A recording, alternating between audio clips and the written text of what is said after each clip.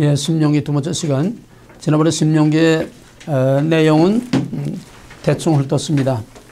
신명기의 서론, 신명기란 어떤 책인가, 또 신명기의 내용이 어떤 것들이 있는가 대충 훑어봤습니다. 모세오경은 전성경의 압축, 신명기는 모세오경의 결론인 동시에 총정리, 모세오경의 총정리, 모세오경의 결론. 그러므로 신명기는 전 성경의 결론, 전 성경의 총정리. 그만큼 신명기는 중요합니다. 그런 의미에서 신명기는 모세오경의 정리뿐만 아니라 전 성경의 정리, 모세오경과 전 성경의 결론이기 때문에 그만큼 신명기에는 성경의 가장 중요한 신학적인 주제들이 꽉 차 있습니다. 신학적인 보고입니다. 신학의 보고예요. 그만큼 설명을 많이 필요로 하지만은 우리가 여기 또 너무 많은 시간을 할애할 수가 없기 때문에 참 신명기 강의가 너무 어렵습니다. 너무 많은 중요한 신학적 주제들이 많은데 이걸 없는 짧은 시간에 이렇게 딱 묶어서 정리한다는 게 보통 어려운 게 아니에요. 그러니까 정신을 바짝 차려서 여러분들이 그림으로 이렇게 딱 보일 수 있도록 신명기를 잘 정리하기 바랍니다. 신명기는 말할 것도 없이 언약의 책입니다. 신명기는 시내산 언약을 근거로 하고 있습니다. 시내산 언약은 무슨 언약의 근거를 가지고 있습니까? 출애굽기 제목은 웰레시모트란 이스라엘 아들들은 언약 백성. 무슨 언약? 아브라함의 언약. 그러므로 출애굽과 시내산 언약은 무슨 언약에 어디에 근거하고 있어요? 어디에 뿔을 두고 있어요? 아브라함의 언약. 무슨 언약의 성취? 시의 언약. 아브라함 언약, 시의 언약의 성취. 그러면 아브라함 언약은 무엇에 뿌리를 두고 있습니까? 아브라함 언약의 뿌리. 성경은 언약의 역사예요. 언약의 역사야. 아브라함 언약의 뿌리는 뭘까? 모든 구속사의 뿌리는 뭐예요? 먹지 말라요. 아담 언약. 아담 언약이 아브라함 언약. 아브라함 언약이 시내산 언약.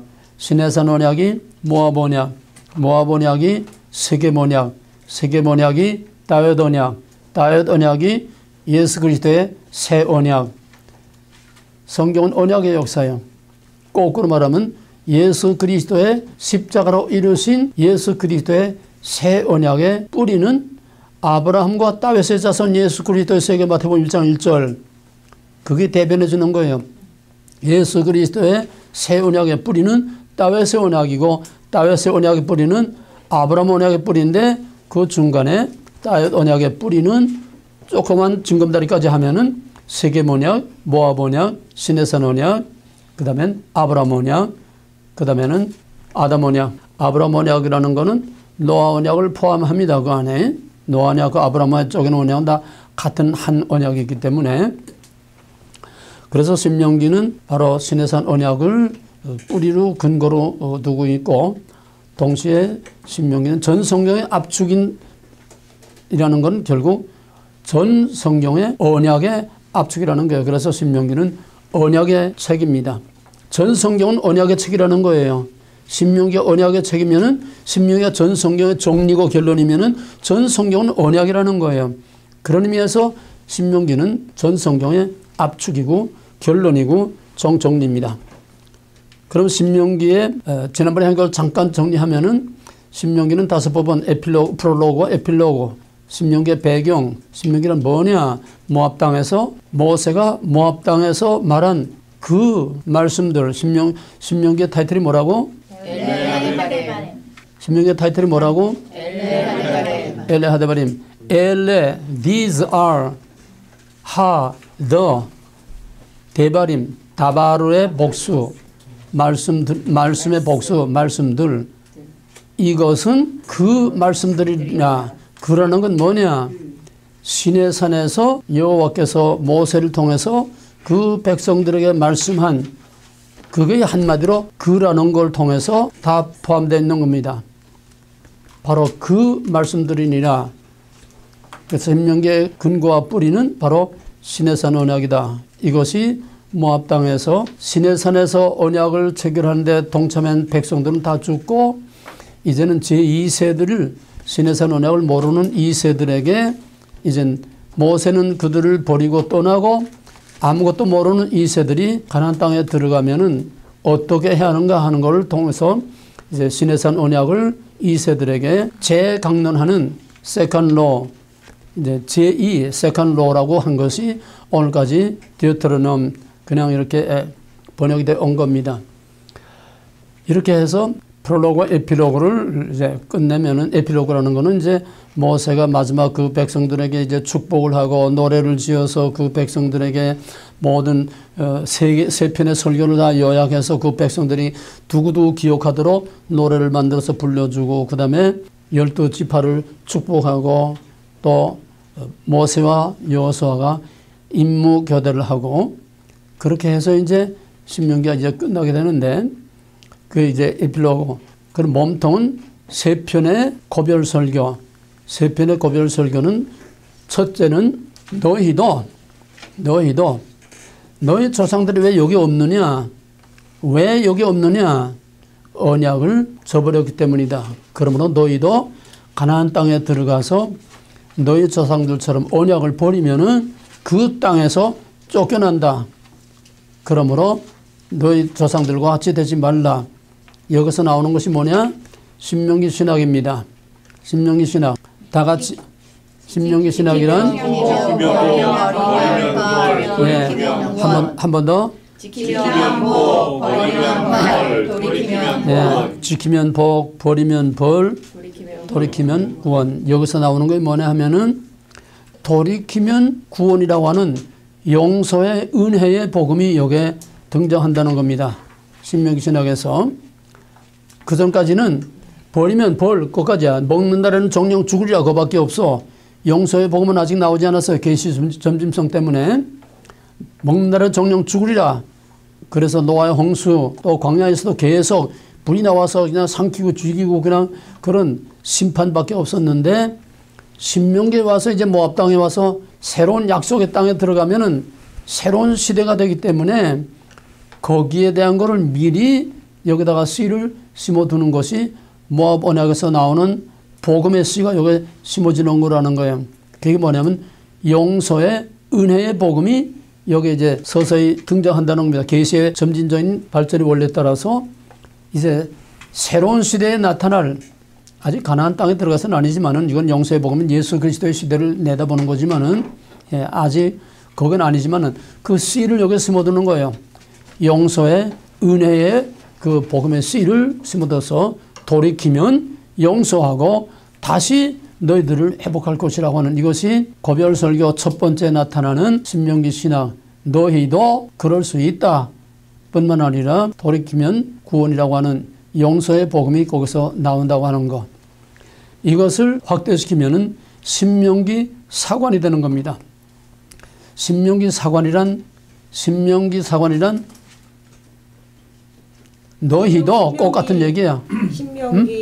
신명기 사관이란 신학으로 본 신명기 신학으로 본 과거와 현재 미래를 신명기 신학으로 본 역사관. 신명기 신학으로 본 역사관. 압축하면 너희도 그 소리야다. 너희도 너희 조상처럼 그렇게 하면은 너희 조상처럼 된다.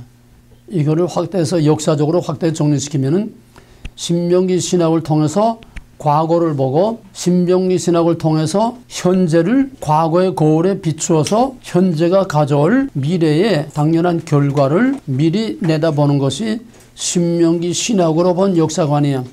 신명기 신학으로 과거를 보고 신명기 신학으로 현재를 과거의 거울에 비춰보고 그 결과가 과거에 이런 때는 어떤 결과가 왔고 저럴 때는 어떤 결과가 왔는가. 오늘의 모델을 과거의 거울에서 모델을 찾아본다는 거예요. 과거에 이럴 때는 이랬고 저럴 때는 저랬다. 그러므로 오늘 현재가 과거에 어떤 모델이 되느냐에 따라서 앞으로 어떤 결과가 올 것이나 하는 것을 내다보는 이것이 신명기 사관이라는 겁니다. 신명기 사관이란 신명기 신학으로 과거를 통해서 현재를 보고 현재가 가져올 미래의 결과, 신명기 신학으로 과거를 통해서 현재를 보고 현재가 가져올 결과를 미리 내다보는 거, 그게 신명기 사관입니다. 이것이 모세의 첫 번째 설교에 나오는 가장 중요한 사상인데, 이거는 전 성경을 일관하는 역사의 비밀이요, 또 성경을 해석하는 대전제입니다. 왜냐? 전 성경은 다 구체적으로 그렇게 딱 언어적으로 표현만 안 한 것뿐이지, 전 성경은 언약의 역사예요. 언약을 어기면 어떻게 되고 언약을 지키면 어떻게 되고, 신명기 신학입니다. 먹는다는 정령 죽으랴, 신명기 신학이에요. 계시의 점지서 때문에 언어적인 표현만 안 나오는 건 벌써 신명기 신학의 뿌리는 먹는 날에는 정령 죽으리라, 지키면 복, 이거 다 내가 먹을 수 있다, 지키면 복, 그러나 먹지 말라, 먹는 날에는 정령 죽으리라. 바로 거기에 영서의 복음만 안 나온 것뿐이지 성경은 전부 다 신명기 신학입니다. 그러므로 앞으로 전개되는 모든 역사, 특히 예언서는 완전히 신명기 신학의 프레임에 맞춰져 있습니다. 이 신명기 신학의 프레임을 모르고 예언서를 읽게 되면 뭐 글자 하나하나 뭐 여기서 이 말 저 말 그런데 매여가지고는 백날 가야 올바른 성경을 볼 수 없고 올바른 구속사와 올바른 해석을 할 수가 없어요. 전 성경은 신명기 사관으로 봐야, 신명기 신학과 신명기 사관으로 봐야 전 성경이 바로 해석이 되고 이해가 됩니다. 이거는 구약에만 국한하는 게 아니에요. 방법만 달랐지 원리와 본질은 똑같습니다. 종말의 심판과 구원이 뭐예요? 지키면 복, 버리면 벌 아니야? 그죠? 근데 종말에 없는 거 있어. 신명기 신학이란 뭐? 다시 한번. 과거를 신명기 신학으로 버리면 벌, 돌이키면 구원. 왜 하다가 말아? 다시 한번. 지키면 복, 버리면 벌, 돌이키면 구원. 이것이 창세기 3장에서 먹는 날엔 정령 죽으랴, 이것만 끝나고 아직 영서의 복음이 드러나진 않았어. 이제 신명기에 와가지고서 씨가 심어지고 예수 그리스도에게서부터 영서의 복음이 본격적으로 이제 확대가 되는데, 마지막에는 똑같이 신명기 신학이 적용되지만은 마지막에는 한 가지가 없어. 뭐가 없어? 돌이키면 구원이라고 하는 그건 없어. 이게 마지막 종말에 돌이키면 구원, 돌이키면 회복이라는 이거 없어.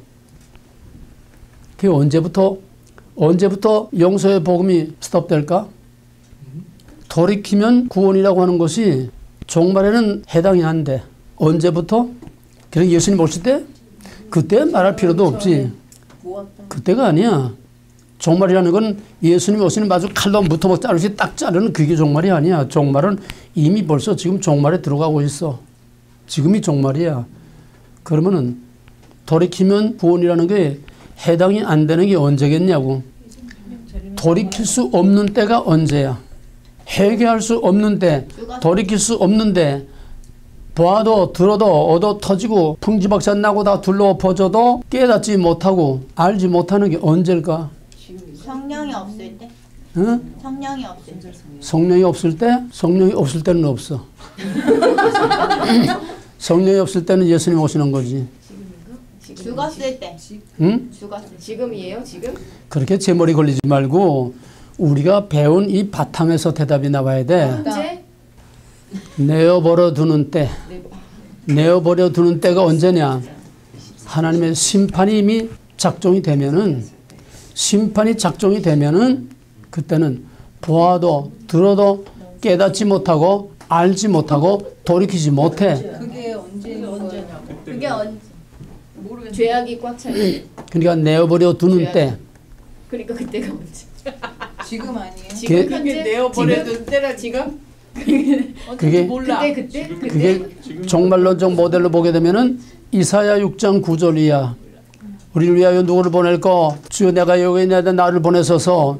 너는 가서 외치되 저들이 보고 깨닫고 듣고 알지 못하게 하라. 내가 저들의 마음을 둔하게 하여 보고 깨닫고 듣고 알지 못하게 하리라. 근데 선지자 왜 보내? 깨닫고 돌아오고. 난 젊었을 때 어렸을 때 참 이거 이해할 수가 없었어요. 선지자를 보내는 거는 회개하라, 돌이켜서 하나님 앞으로 돌아오게 하는 게 이게 하나님의 뜻이 아니겠냐 말이에요. 돌이키는 것이 하나님의 선지자를 보내는 목적이 아니겠냐. 근데 너는 가서 외치되 돌아오지 못하게 하라. 내가 깨닫고 돌아오지 못하게 하라. 그러면서 넌 또 가서 외치라는 거예요. 이 무슨 아니야? 거대한 대답이 에스겔 2장 3장에서 내가 차라리 말을 알아듣지 못하는 이방인에게 보내면은 그들이 알아들으려니와 말을 알아듣는 내 백성은 목이 곧고 이마가 굳어서 내 말을 듣지 아니하리라. 그러나 듣든지 안 듣든지 너는 가서 외치라. 그 다음에 그들 중에 선지자 있은 줄을 알지니 이거야. 그들 중에 선지자 있은 줄 알지니. 그러니까 심판이 결정되면은 세상 없는 사람도 하나님의 개별적으로 특별 케이스 외에는 시대적으로 보편적으로는 회개할 수 없어. 유다가 망할 때 예레미야가 그렇게 외치고 이스라엘 망할 때 아모스 호세아가 그렇게 목이 메게 외쳤어도 저들은 돌이킬 수 없었어. 회개하고 돌아올 수 없었어. 그런데 선지자를 왜 보내? 그들 중에 선지자 있은 줄을 알지냐. 핑계대지 못하게 하는 거야. 그래서 예레미야가 외칠 때는 개소리만 것도 여기지 않고 예레미야를 갖다 쳐박아 놓고 그냥 그렇게 핍박을 했는데 바벨론 포로 사로잡혀 가서 보니까 이게 어떻게 된 거냐. 할례 받은 하나님의 거룩한 백성이 할례가 없는 약속이 없는 이방인에게 이국만리 사로잡혀 이게 어떻게 된 거냐. 율법을 지키지 않아서 그러다. 왜 율법을 안 지켰느냐. 우리가 율법이 지금 맨날 날마다 제사 지내지 않았느냐. 그게 아니다. 하나님을 잘못 알고 율법을 잘못 알았다. 근데 율법이 있어. 율법 제사만 지냈더니 율법 책이 없고 율법이 뭔지 몰랐어.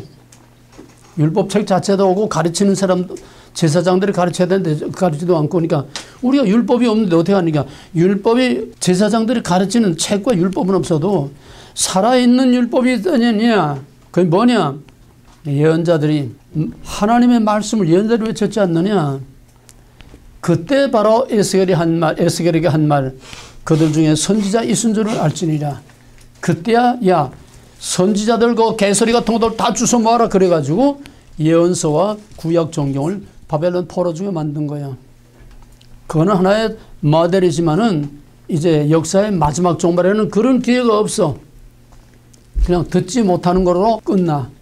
깨닫지 못하는 거로 끝나. 돌이키지 않아. 그래서 계시록 22장 11절에서 의로운 자는 의로운 길로 거룩한 자는 거룩한 길로 더러운 자는 더러운 길로 가도록 내버려 두라. 유다가 망할 때도 예레미야에게 내가 그 기도를 받지 아니하리라. 기도하지 말라. 너는 이 백성을 위하여 기도하지 말라. 이미 끝나서 기도할 필요가 없어. 요한일서 5장 16절에서도 사망에 이르는 죄와 사망에 이르지 아니하는 죄가 있나니 사망에 이르는 죄에 대하여는 구하지 말라. 하나님이 언제까지나 마음씨 좋은 할아버지처럼 그냥 좀 매달려서 응양거리면 다 그냥 응양이 하고 아니야. 하나님 한번 딱 결만하면 단호하게 한번 딱 자르면은 그때는 신명기 3장 30절에서 모세가 내가 얘기했지. 여호와여 내 지금까지 공로를 봤으라도 요단강 발목이라도 챙겨보고 가나안 땅이라도 한번 밟아보고 가면 안 됩니까? 이 일로 족하니 다시 내게 구하지 말라. 딱 잘라버린. 하나님이 언제까지나 그냥 후랑후랑 우리에게 질질 끌려다니는 하나님을 보면 안 돼.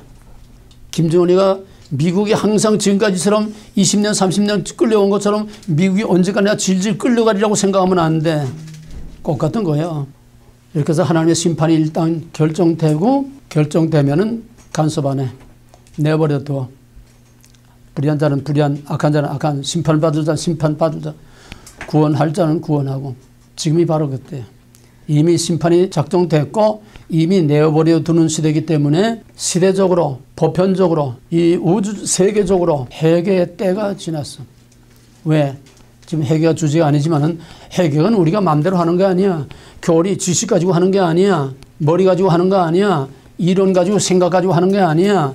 햇바닥 가지고 하는 게 아니야. 껄껄하고 후회하는 리펜탄트가 아니야. 회개라는 건 가슴이 찢어지고 죄에 대해서 죄의 결과에 대해서 지난 먼 몸을 부들부들 떨고 두려워 떨리고 가슴이 찢어지고 내적인 이런 역사가 일어나야 회개가 되는 건데 이거는 하나님이 이미 용서한 자에게 용서의 은혜를 입을 수 있도록 회개의 영을, 깨닫는 영을 부어주실 때에 그때 선행하는 하나님의 용서를 깨닫고 통회하면서 그거를 받아들이게 되는 거예요. 회개라는 건 패시브지 액티브가 아니에요. 그러니까 하나님께서 이미 작정하면은 이미 용서가 아니라 이미 심판을 작정했기 때문에 그런 용서의 은혜를 받을 수 있는 그 길이 없어. 그런 마음을 안 줘. 신명기 마지막에도 나오지만은 깨닫는 마음을 안 줘. 그러니까 목사, 신학자, 박사, 무슨 권사, 집사, 장로, 나부레기들 백날 떠들어봐야 햇바닥으로 별소리 다 해봐야 아무리 목사들이 올바른 소리 설교 별별 나불나불 다 거려봐야 나불나불만 거렸지 자기는 없어. 햇바닥만 나불거리는 거예요. 무슨 소리인지 알겠어? 지난번에 내가 얘기했지. 월요일날 얘기했구나. 아무리 좋은 소리도 햇바닥만 나불거리지 그 속에 자기가 없어. 이거 심각한 걸 알아야 돼. 그러니까 해결을 못한다는 거예요. 지금이 바로 그때야. 마지막 남은 자들 중에 특별한 하나님의 은총을 입은 사람들만 케이스 바이 케이스로 해결할 수 있게 하는 거고, 여기서 말하는 해결은 사소한 자범죄에 대한 걸 말하는 게 아니라 큰 죄, 원죄, 주여 나를 떠나서서 나는 죄인으로서이다. 죽을 수밖에 없는 죄인임을 깨닫고 하나님 앞에 나와서 십자가 앞에 엎드리는 그런 큰 해결을 말하는 겁니다. 큰 해결도 물론 못하지만은 이미 양심의 화인 맞은 자와 같이 하나님의 용서의 은혜에서 제외된 사람들은 겉은 뻔질을 해도 해결을 못해. 해결을 못해. 자범죄에 대해서도 해결을 못해. 그게 지금 마지막 무서운 거예요. 그게 모세 첫 번째 설교에서 선포된 신명기 신학의 가장 중요한 거는 지키면 복, 버리면 벌. 그건 이미 창세기 2장에서부터 나온 거야. 2장, 3장에서 나온 거지만은 이제 용서의 복음이 예수 그리스도의 복음의 시대를 앞두고 씨를 심어 놨지만은 이미 마지막 때 심판이 작정되면은 용서의 은혜의 복음이 이미 클로즈 된다고 하는, 이미 클로즈 됐어. 이게 모세 고별 설교에서 첫 번째 가장 중요하고 심각한 문제입니다. 두 번째 설교에서는 쉐마 이스라엘, 이스라엘아 들으라. 그건 뭐냐? 간단히 말하면은 언약의 연속성, 길게 설명하지 않겠어요. 오늘 할 게 많아서. 시내산에서 언약 맺은 너희 조상들이 다 죽었다고 시내산 언약이 끝난 게 아니다. 언약은 너희 조상은 없어지고 대대로 없어져도 언약은 영원한 거다. 그러므로 시내산에서 맺은 언약이 여기에 있는 너희들, 여기에 섰는 너희들에게도 적용될 뿐만 아니라 자자손손이 계속 그 언약을 지킬 의무가 있다는 거다. 천지는 없어지겠으나 여호와의 말씀, 율법은 1.1획도 없어지지 않느냐고.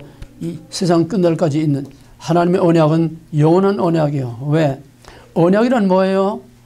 한마디로 말하면 언약이란 관계. 언약이란 관계야. 그러니까 언약은, 하나님의 언약은 영원한 언약입니다. 왜? 천국에서 관계없이 천국에 들어갈 수 없고 관계없이 천국에서 살 수가 있어?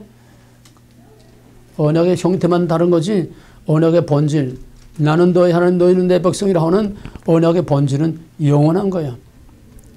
창세기 10장 1절에서 아브라함에게 약속하면서 이것은 너와 너 자손과 맺는 영원한 언약이니라.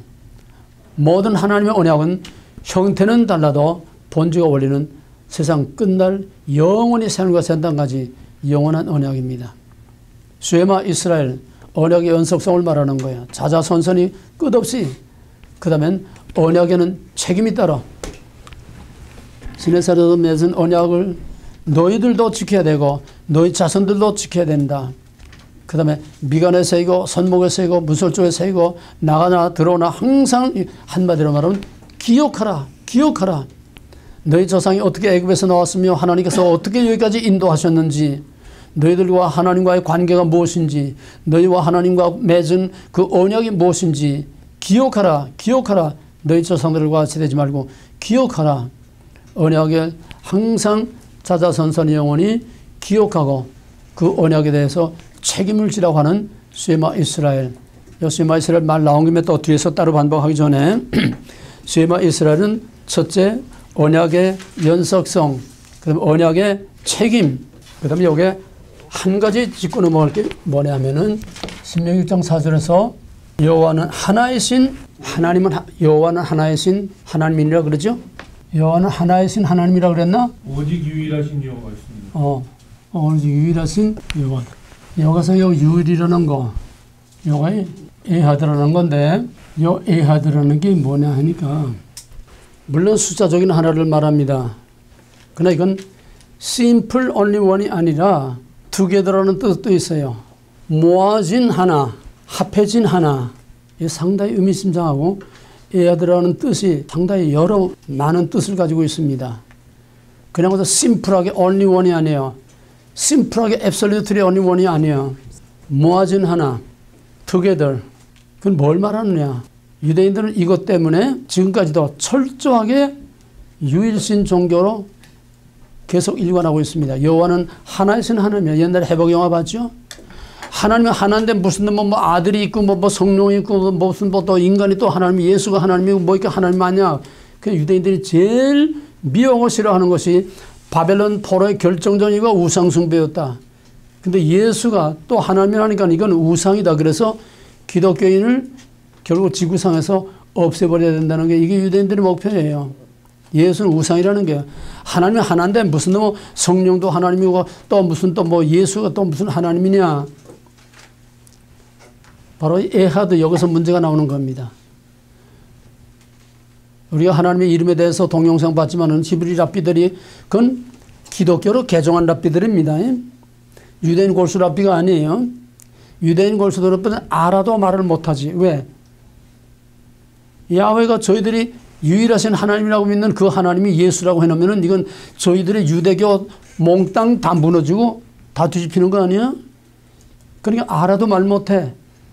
기독교로 개종한 랍비들이 이거를 공개적으로 얘기하는 겁니다. 그러면 거기서 말한 히브리어의 그 상용 문자가 갖고 있는 그런 의미와 히브리어를 그렇게까지 영지도하게 파헤치고 해석하는 랍비들이 왜 이 에하드라고 하는 이 하나를 그렇게 애골수로 주장하고 있느냐. 완악한 고집 때문에 몰라서 그러려고는 생각하지 않습니다. 어떻게 랍비들이 그걸 모르겠어요. 이거는 absolutely 절대적으로 유일한 하나가 아니라는 거예요. 여기 유일한 거는 삼위일체로서 모아진, 합해진, 아직 삼일체 개념이 정립이 안 됐으니까 그렇지만은 모아진, 합해진, together 함께 있는 그런 하나인 하나님이라는 거예요. 그럼 뭐겠어요? 그런 하나님이 뭐야? 삼일체죠. 그러니까 계시의 점진성 때문에 아직 삼일체가 정립되지는 않았지만은 여기서 하나인 하나님이라는 것은 이스라엘의 하나님은 그냥 숫자적으로 절대적인 그 하나의 유일을 말하는 게 아니라 삼위일체로서의 유일을 하나님 말하는 거다 말이야. 삼일체 개념이 여기서 좀 나오는 게 아니죠. 창세기 1장 2절에서도 1장 2절에서 하나님이 태초에 하나님 천지를 창조하시니라. 그건 대표적으로 엘로힘을 말하지만은 대표를 말할 것도 없이 성부 하나님이죠. 그럼 2절에서 하나님의 신이 수면에 운행하시니라. 하나님의 신이 뭐예요? 성령이죠. 그럼 3절에 와서는 빛이 있으라 말씀하심에 빛이 있었고 말씀, 바로 말씀으로 빛을 창조하신 그 말씀은 누구냐? 사도 요한의 해석은 요한복음 1장에서 태초에 말씀이 계시니라. 그 말씀 곧 하나님이시니라. 거기서 벌써 창조의 맨 첫머리에서 성부, 성자, 성령, 삼일체 개념이 다 나오고 있어요. 이것이 슬쩍 이제 흘리면서 오는 것 뿐이지 이게 정리되는 거는 사도행전까지 와야 이제 정리되지만은, 그러나 여기서 말하는 건 유일하신 하나님이라는 거는 유대교가 말하는 그 유일신을 말하는 게 아니라 삼위일체로서의 유일하신 하나님을 말하는 거다. 우리도 유일신을 믿습니다. 유대교도 유일신이에요. 이슬람도 유일신이에요. 다 같은 모세 오경에 뿌리를 두고 있고, 모세의 뿌리를 둔다는 뭐야? 십계명전 사실 여기 뿌리를 두고 있는 거예요. 다 이슬람이나 유대교나 기독교나 여기 뿌리를 두고 있는 거예요. 근데 그들은 삼위일체가 아닌 absolutely one, 절대적인 하나, 둘, 셋 있을 수 없는 하나. 우리는 together, 성부, 성자, 성령이 하나로 함께 계시는 그런 삼위일체 하나님으로 우리가 믿고 있기 때문에 여기서 에하드라고 하는 걸 올바로 이해하면은 의심의 여지 없는 삼위일체 유일하신 하나님이라고 하자 없는 우리의 교리대로 나오는데 이거를 애걸수로 애고집을 부리면은 이거는 저희들이 지금 주장하는 대로 삼위일체를 인정할 수 없는 그런 삼위일체 종교를 완전 우상으로 매도해버리고 마는 거예요. 이해가 됐어요? 수에 말하는 게 이렇게 중요합니다. 그러면 신명기는 모세오경 다 정리해. 모세오경은 전 성경의 압축. 신명기는 모세오경의 압축이요 결론이요 마지막 총정리다. 신명기의 키워드는 쉐마 이스라엘. 그러므로 쉐마 이스라엘은 전 성경의 키워드다. 전 성경의 키워드다. 그럼 쉐마 이스라엘은 뭐냐? 주권, 언약, 거룩이. 하나님 유일하신 하나님의 절대 주권을 말해. 왜 그 하나님을 잊지 말아야 되느냐? 언약 때문이야. 언약. 그 다음에 이 쉐마 이스라엘이 어디 나오나 하면 신명기 5장에 십계명 다음에 붙어 나오는 거예요. 십계명에 대한 부록으로서 십계명을 다시 확정시키는 겁니다. 나 외에 다른 신을 내게 이해하지 말라. 이거를 잊지 말라는 거예요. 그 언약을 잊지 말라는 거예요. 나 외에 다른 신 구별이야. 주권, 언약, 거룩. 쉐마 이스라엘은 바로 전 성경의 압축이고 전 성경의 정리요 전 성경의 결론인 주권, 언약, 거룩을 이거를 잊지 말고 자자선선히 전하고 가르치고 지켜라. 전 성경의 결론이 뭐라고? 주권, 언약, 거룩. 전 성경의 결론이 뭐야? 무슨 책이야? 신명기. 쉐마 이스라엘. 그러니까 계시록이 바로 쉐마 이스라엘의 마지막 결론이야. 주권, 언약, 거룩을 지켰느냐 지키지 않느냐. 쉐마 이스라엘이 마지막 심판의 키가 되는 겁니다. 주권, 언약, 거룩. 그만큼 쉐마 이스라엘은 전 성경의 본질이고 전 성경의 압축이라는 거. 그래서 신명기의 가장 중요한 첫째 중요한 신학적인 대전제는 하나님의 유일하심. 하나님의 유일하심. 또 하나님의 절대 주권. 신명기만이 아니라 성경 해석의 원리. 성경 해석의 대전제는 하나님의 주권. 하나님의 주권. 먹지 말라도 하나님의 주권. 주권, 언약, 거룩이요. 그러니까 신명기의 해석의 대전제가 하나님의 유일하심과 하나님의 주권이라면 이거는 곧 전 성경의 해석의 대전제가 하나님의 주권과 유일하심. 유일하심 뭐요? 먹지 말라. 나 외에 다른 신을 있게 하지 말라. 구별 아니요? 그래 구별하는 건 지금 모든 게 다 무너지고 다 깨지고 마는 겁니다. 그래서 예언서와 모든 성경을 해석하는 데는 바로 하나님의 절대 주권과 하나님의 유일하심. 여기서부터 성경 해석의 키가 순차적으로 이제 나오게 되는 겁니다. 대전제. 그 다음에는 애굽에서 신명기의 언약의 근거는 시내산 언약이라고 그랬어요. 그럼 신명기에서 말하는 언약은 뭐냐? 애굽에서 신명기에서 말하는 구원이라는 애굽의 바로의 통치 밑에서 나와서 하나님의 통치 밑으로 들어가는 겁니다. 통치권자가 바뀌는 거예요.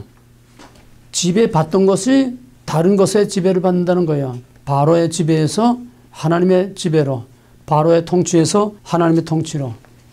아브라함이 갈대아우르에서 약속의 땅에 들어가는 것처럼 이스라엘 백성들이 애굽에서 시내산으로 나오는 것처럼 하나님 언약 안으로 들어오는 것처럼 신명기는 바로 그런 시내산 언약을 근거로 하고 있는데 거기서 말하는 구원이라고 하는 것은 통치자와 신분과 소속이 바뀌는 걸 말해. 신명기가 말하는 구원이란 통치자와 신분과 소속이 바뀌는 걸 말해. 통치자와 신분과 소속이 바뀌는 것을 신약적인 개념으로 말하면 칭의. 이해가 됩니까? 연결돼요? 예. 신분이 바뀌어.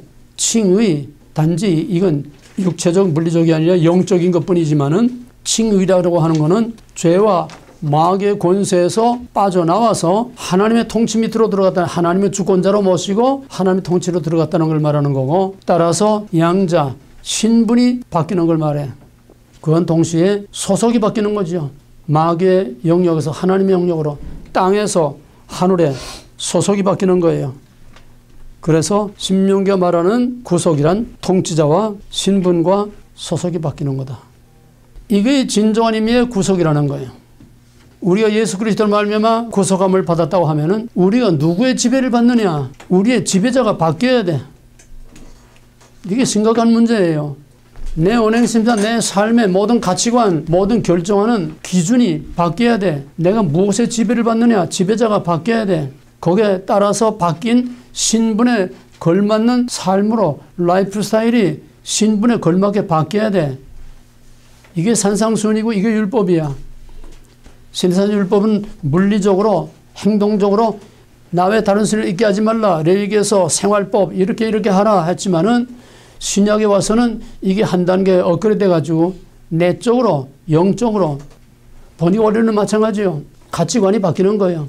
율법은 땅에 속한 하나님의 백성이 지켜야 할 삶의 원리고 산상수훈은 하늘에 속한 하늘의 시민권을 갖는 하늘에 속한 하늘의 백성들이 지켜야 할 삶의 기준이에요. 계시의 점진적인 원리에 따라서 그만큼 업그레이드되고 발전된 거예요. 그런데 그렇지 않은 이전이나 이후나 애굽에 있을 때나 시내산에 나왔을 때나 세상 밖에 있을 때나 그리스도 안에 들어왔을 때나 뭐 달라지는 게 주일날 교회 가서 예배 드리는 거 외에는 달라진 게 필요 없어. 가치관이 바뀌어야 돼. 가치관이 바뀌어야 돼. 지배자, 주권자, 거기에 따라 신분에 걸맞는 삶이 바뀌어야 돼. 라이프 스타일이 바뀌어. 이게 진짜 복음이고 이게 진짜 믿음이에요. 거기서 한 가지만 예를 들면은 바로 그런 신분이 바뀌고 지배자가 바뀌고 또 새로운 언약 안에서 모든 삶의 기준과 가치관이 바뀌었다고 하면은 거기에 걸맞는 삶을 살아야 되는데 걸맞는 삶을 사는 게 믿음이야. 믿음이란 뭐냐? 하나님의 주권, 언약, 거룩을 믿는 거예요. 그대로 믿고 지키는 거예요. 그건 행위를 말하는 게 아니라 행위 이전에 근본적인 자세와 태도를 말하는 거예요. 그 실험장이 어딜까? 실험장이 어디예요? 민수기. 그걸 테스트 해본 거 어디냐고? 미드바르. 신명기 8장 펴봐. 신명기 8장 1절 2절 8장 1절 2절 다 같이 내가 오늘날 명하는 모든 명령을 너에게 지켜 행하라. 그리하면 너희가 살고 번성하여 여호와께서 너희의 족을 맹성에 따라서 이게 뭐지? 이게 뭐지? 1절이 뭐요? 신명기 신학. 신명기 신학이지. 그다음에 2절 내 하나님 여호와께서 이 40년 동안에 너로 광야로 길을 걷게 하신 것을 기억하라. 이는 너를 낮추시며 너를 시험하사 내 마음이 어떠한지 그 명령을 지키는지 아니 지키는지 알려 하심이라. 이건 뭐요? 2절은 뭐요? 신명기 사관. 신명기 신학. 1절은 신명기 신학. 2절은 뭐야? 신명기 사관. 신명기 신학. 무대가 뭐냐고? 광야. 테스트한 거 뭐야? 테스트한 게 어디서 테스트해서? 그게 뭐냐고? 민수기지. 민수기. 1절은 신명기 신학, 2절은 실습장 민수기. 민수기는 실험장이야. 실험장. 테스트 해보는 거야. 동시에 이제 모압 땅에 오게 되면은 이제 신명기 사관이 되는 겁니다. 신명기 오게 되면 신명기 사관이 돼. 과거, 현재, 미래를 말하게 되는 거예요. 아직 민수기까지는 신명기 사관은 아니야. 바로 이렇게 해서 신명기 사관으로 보게 되면은 전 성경은 언약의 역사인데 그 언약이란 뭐냐? 신명기의 역사 신학을 보게 되면은 이거는 하나님과 그 백성이 역사 속에서 같이 걸어가는 거야. 하나님과 그 백성이 역사 속에서, 다시 말하면 하나님이 자기 백성의 역사에 개입하셔서, 하나님이 자기 백성의 역사에 개입하셔서, 출애굽기 2장 3장에 보게 되면 출애굽기 2장 23절 24절에서 내가 내 백성이 애굽에 있는 내 백성이 그 고역과 고탕으로 부르짖고 그 부르짖음이 내게 상달했다. 3장에 내려와서 내가 보고 듣고 내가 너와 함께 애굽에 내려가겠다. 자기 백성의 역사에, 인간의 역사에 하나님이 개입하시는 거예요. 하나님이 인간의 역사에 개입할 때에 자기 백성을 사로잡은 자에게는 심판, 사로잡힌 자기 백성에게는 구원이라고 하는 사건이 일어나. 그리고 심판과 구원은 별개의 사건이 아니라 동시적인 하나의 사건이야. 하나님이 역사 개입할 때에는 심판과 구원 사건이 일어나는데 자기 백성을 사로잡은 자에게는 심판, 사로잡힌 자에게는 구원이라고 하는 심판과 구원 사건이 일어나는 거예요. 이스라엘의 역사와 구약의 역사는 바로 하나님의 역사 개입이 그때그때 어떤 사건을 일으켰느냐 그걸 보여주는 겁니다. 뭐 수많은 사건 다 말할 수는 없고 큰 사건으로 말하면 하나님의 역사 개입이 뭐냐. 이스라엘과 유다의 심판, 또 바벨론 포로에서 바벨론을 뒤엎고 고레스를 통해서 그 백성을 놓아주는 심판과 구원 사건, 출애굽 사건, 전부 다 하나님의 역사 개입입니다. 그것들이 이제 형태가 아니라 영적인 모습으로 나타난 것이 예수 그리스도 하나님이 친히 역사에 개입하심으로 영적으로 영원한 사망과 죄와 마귀의 권세에 대해서는 심판이요, 거기에 사로잡힌 자들에게는 구원이야 하는 사건이 일어나는 것이 바로 십자가는 하나님의 역사 개입입니다. 하나님의 역사 개입, 그보다 더 큰 사건은 없어요. 그래서 before Christ, BC와 AD로 역사가 나눠지는 거예요. 하나님의 역사 개입. 하나님의 역사 개입을 우리가 배운 다른 용어를 사용하면 그걸 뭐라고 그러면 될까? 카이로스. 하나님의 카이로스. 인간의 역사에 개입하시는 하나님의 카이로스.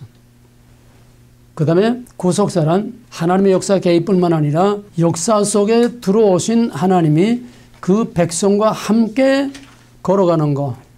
함께 걸어가는 거. 동행. 그게 뭐지? 하나님과 동행하는 거에 그게 뭐예요? 어디서 하나님과 동행? 자, 그러면 우리가 모든 구속사의 모델은 출애굽 모델이라고 했어요. 하나님이 역사에 개입하시는 맨 처음 역사 개입이 뭘까? 큰 사건? 출애굽. 또 여기까지세요. 그 다음에 자기 백성. 유월절. 자기 백성에게 하나님이 친히 자기 백성의 역사 속에 개입에 들어왔었어. 아브람. 유월절. 성막.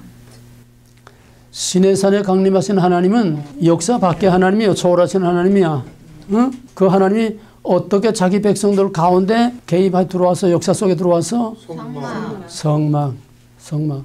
그거를 뭐라고 그러지? 내재신. 내재신. 예, 내재신. 역사 속에 들어와서 그 다음에는 뭐하러 들어왔어? 뭐하러 내려왔어? 동거. 그 증거가 뭐지? 제사와 성결법. 응? 레위기. 제사법 성경법. 예, 신학적으로는 그렇고 실제 하나님이 그 백성들 가운데서 그 백성들과 함께 역사 속에서 동행한 게 뭐야? 지성소. 성막. 하나님과 그 백성 역사 속에서 광야지. 민수기지. 민수기. 예?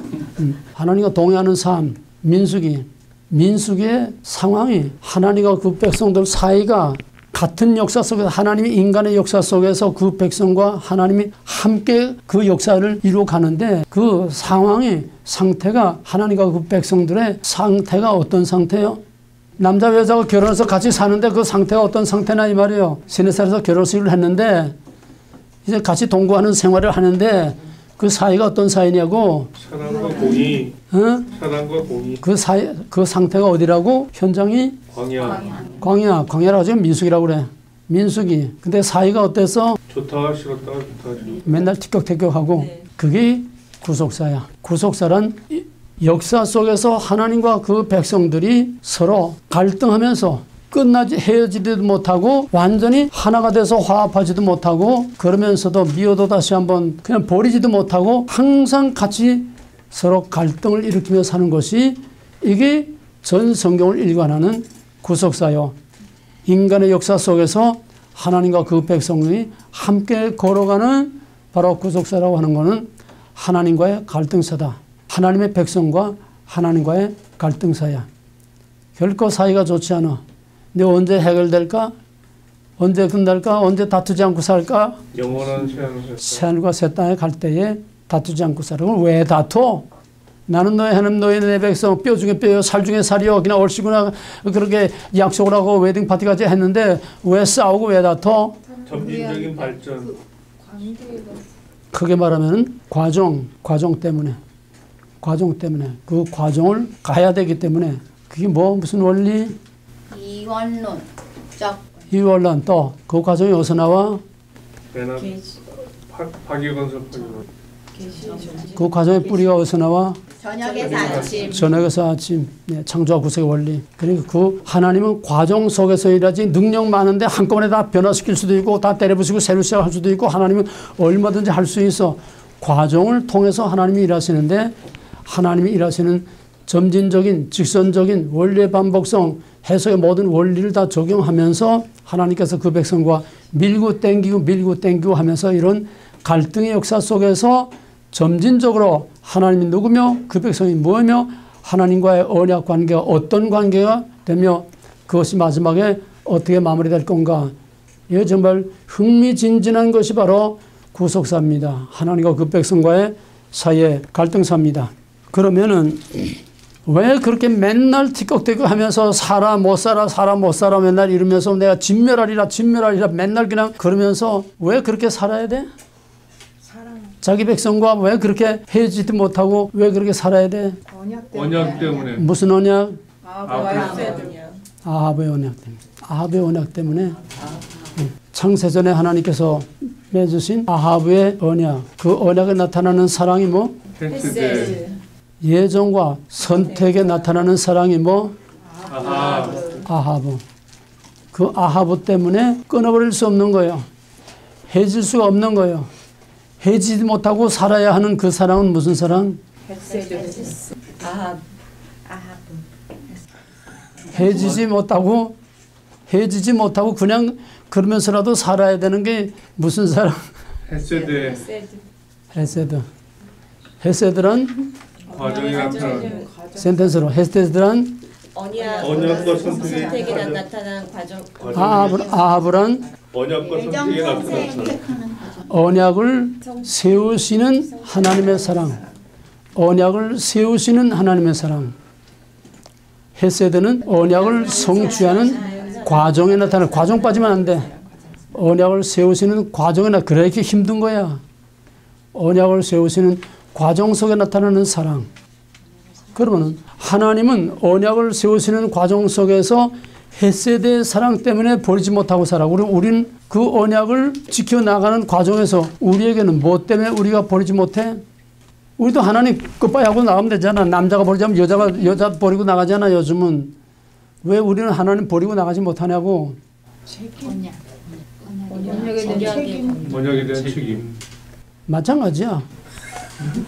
아하브의 은총을 입음으로 감히 우리 같은 게 하나님의 신부가 되고 하나님의 백성이 됐다고 하는 그 끊을 수 없는 아하브의 사랑 때문에, 또 헤세드의 사랑으로 우리를 버리지 못하고 끝까지 붙들고 가시는 그 헤세드의 사랑 때문에 우리도 같은 헤세드의 사랑으로, 언약적인 사랑으로 하나님을 사랑해야 하기 때문에 하나님을 버리지 못하는 거예요. 헤세드는 하나님에게만 있는 게 아니라 우리도 똑같은 사랑으로, 너는 마음을 다하고 뜻을 다하고 힘을 다하고 목숨을 다하여 주님을 사랑하라. 내 이웃을 내 몸같이 사랑하라. 그거는 신약의 헬라어는 그보다 없으니까 없지만은 똑같이 내가 너희를 사랑한 것처럼 너희를 사랑하라. 헤세드의 사랑이야. 헤세드의 사랑. 그래, 우리가 하나님을 사랑한다는 그냥 그저 세상 사랑 아가페가 아니야. 아가페는 언약 개념이 없어. 아가페는 윤리적인 도덕적인 기준에서 최상의 사랑을 아가페라고 그러는데 히브리어는 그게 아니야. 아하브나 헤세드나 언약적인 사랑이냐, 끊을 수 없는 언약적인 사랑이야. 그러니까 우리가 하나님 사랑, 이웃 사랑이라는 거는 우리가 하나님께 받은 그 헤세드의 사랑으로 하나님 사랑하고 그 헤세드의 사랑으로 이웃을 사랑해야 되기 때문에 세상의 윤리적인 차원의 사랑하고는 차원이 다르고 개념이 달라. 이 사랑을 끝까지 지켜나가는 것을 우리는 믿음이라고 하는 겁니다. 버릴 수 없는 헤세드의 사랑, 아니라고 할 수 없는 하나님의 아합의 사랑으로 은총을 입고 그 헤세드의 사랑으로 오늘까지 내가 여기까지 오게 된 그 사랑으로 우리가 하나님을 사랑하면서 끝까지 주권, 언약, 거룩을 붙들고 지켜나가는 것을 믿음이라고 그래요. 그 믿음의 시험장이 민수기야. 그럼 민수기란 뭐냐? 민수기를 통해서 우리가 보여주는 믿음이란 뭐냐? 믿음이란 고린도전서 4장 4절에 보면은 맡은 자에게 구할 것은 충성이니라. 거기에 나오는 충성이라는 게 근데 신약은 헬라어니까 피스티스, 믿음이야. 충성, 믿음, 그 피스티스라는 거는 충성이란 뜻도 있고 믿음이란 뜻도 있고 성실, 신실, 그건 뭐냐? 시종일관 변하지 않는 그게 믿음이야. 시내산에서 가나안 땅까지 변하지 않고 가는 게 믿음이야. 그럼 민수기 모델에서 바로 그런 믿음의 심벌이 누굴까? 여호수아 갈렙. 출애굽에서 약속의 땅까지 변하지 않고 하나님의 주권 언약 거룩을 끝까지 붙들고 끝까지 간 이게 바로 믿음이야. 여호수아 갈렙을 통해서 우리가 보여주는 믿음이야. 나머지는 뭐냐? 끝까지 가기는 가되 너무 시끄럽고 너무 힘들고 너무 요란스럽게 그냥 막 둘러없고 그냥 휘가닥 저가닥 그냥 요란스럽게 가는 사람이 있어. 끝까지 가기는 가. 우리 믿는 사람들 보게 되면 끝까지 가기는 잘 가는데 너무 힘들고 자기도 힘들고 남도 힘들게 하면서 그냥 될똥말똥 엎어지똥 깨지똥 그냥 둘러 엎었다 그냥 그렇게 힘들게 가는 사람이 있어. 그래도 중요한 거는 끝까지 간다는 거. 믿음은 마라톤이야. 인간관계의 가치도 신실, 신뢰, 크레딧, 믿을 수 있는, 믿을만한 그게 인간의 가치야. 뭐 돈이 얼마나 많으냐, 뭐 사회봉사 뭘 얼마나 많으냐, not to do, 태도, 자세, 사랑도 신실한 시종일관 변함없이 끝까지 가는 게 사랑이야. 과정에 여러 가지 갈등도 있고 여러 가지 있지만은 변함없이 그건 다 일시적인 거고 변함없이 가는 게 그게 믿음이야. 가다가 아니 가면 중단하면 아니 가면 못하니라. 잘 나가다가 해가닥 뒤집고 그냥 엎어져 버리면 두란노도 바로 그거야. 끝까지 변함없이 꾸준히 가는 거. 두란노 사련 졸업하는 거는 다른 어떤 대학 졸업하는 거, 대학원까지 졸업하는 거, 뭐 박사학위 따는 거, 10년 공부해서 뭐 하는 거, 그보다도 이건 더 하나님 앞에나 사람 앞에나 떳떳하고 더 위대한 거야.